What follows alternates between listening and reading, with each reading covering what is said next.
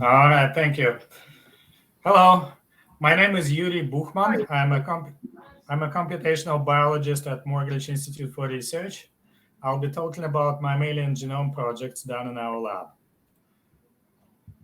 We have completed genome projects of three interesting species of mammals. Blue whale is the world's largest animal ever, larger even than all known dinosaurs. Etruscan shrew is one of the world's smallest mammals. Now rat is a close relative of laboratory mice and rats. However, in contrast to those species, now rat is diurnal. It is also an interesting animal model of diabetes. Like humans, it can develop diabetes spontaneously when fed their own diet. We have worked with the Vertebrate Genomes Project, an international consortium of researchers whose goal is to generate reference quality genome assemblies of all vertebrate species. The VGP includes some of the world's top experts in genome assembly and curation. Our genome assemblies are based on PacBio long read technology.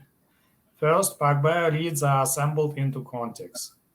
This draft assembly is purged of spurious duplications that are occasionally generated by assembly algorithms. This is followed by three scaffolding steps, which join the contigs into scaffolds that have some gaps but often approach whole chromosomes in length.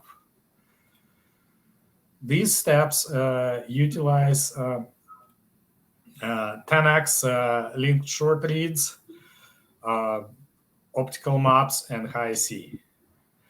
Short reads are then mapped back to the assembly and used to fix base level errors and small indels. Finally, the assembly is manually curated to fix scaffolding errors. In NowRat, we were able to sequence the parents of the animal and use trio binning technology to fully phase the two parental haplotypes. I'll now say a few words about the blue whale genome. Our blue whale assembly is one of the best quality cetacean genome assemblies available. Panel A shows assembly contiguity metrics of cetacean genome assemblies in the NCBI database. Blue whale's Latin name is Balinoptera musculus, and it's shown in red. The other two VGP assemblies of cetaceans are shown in blue. The rest of the cetacean assemblies are shown in black. They are all short read-based assemblies. The positions of the assemblies along the horizontal axis specify that, on average, the contigs of the VGP assemblies are almost 2 orders of magnitude longer than those of the short read assemblies. Panel B shows BASCO scores, which measure assembly completeness. By this measure, our blue whale assembly is in the second place. Panel C shows the status of more than 1,800 ancestral mammalian genes mapped to the cetacean genomes by the TOG algorithm. Blue bars are intact ORFs. Blue whale is also in the second place. Mark shown annotated segmental duplications in our blue whale genome. These are duplicated segments of at least 1 kilobase in length that are at least 90% identical to each other. They are not transposable elements. Rather, they are thought to arise through genome replication and recombination errors.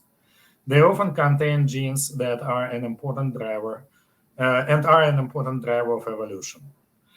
They are detected by aligning the genome to itself to find near identical segments.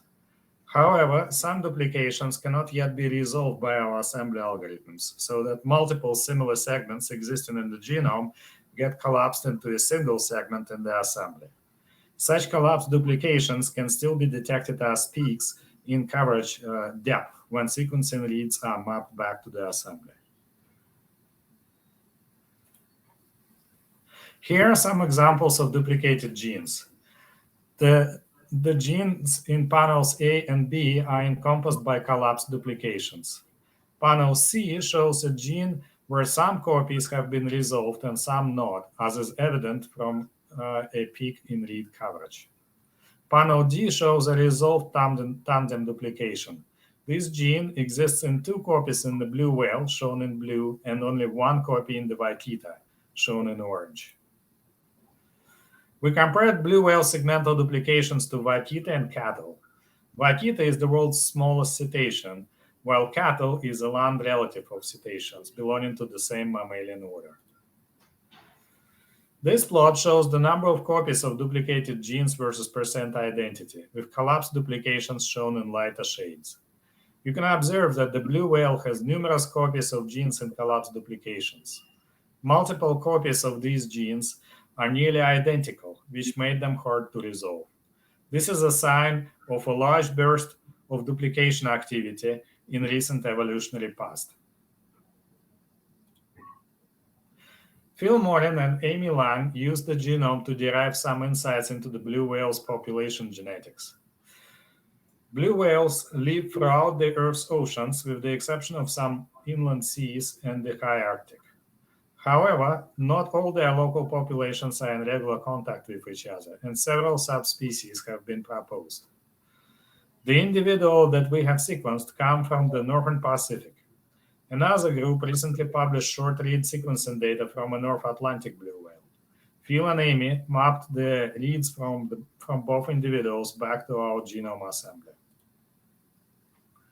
Pacific and Atlantic blue whales both show high levels of heterozygosity, evenly distributed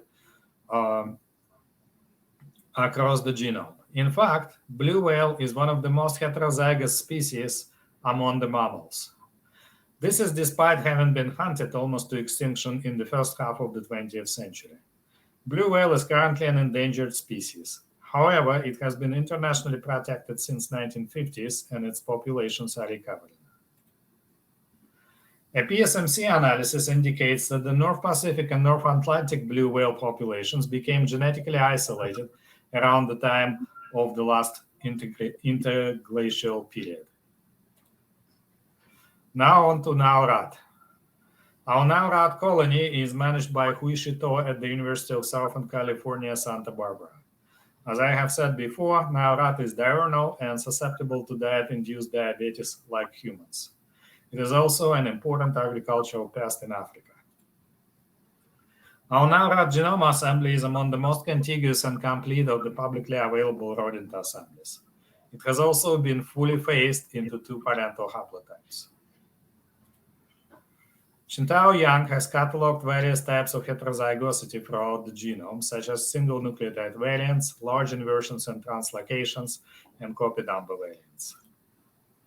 Similarly to the blue whale and its relatives, we annotated segmental duplications in Naurat, Norway rat, house mouse, and white-footed mouse. The latter is an outgroup more closely related to hamsters than to mice and rats. We have detected recent increases in segmental duplication activity in all of these species. However, the strongest burst of such activity happened in the house mouse, which had been previously reported by others. One class of duplicated genes we paid particular attention to was the amylases. Amylase is an enzyme that helps digest starch. It had been previously reported that various species acquired additional copies of amylase when they adapted to starchy diets, including humans, dogs, mice, and rats. The Nile rat eats a low-starch diet of plant foods and leaves. Not surprisingly, it has 3 functional amylase genes, while Norway rat has... Yes?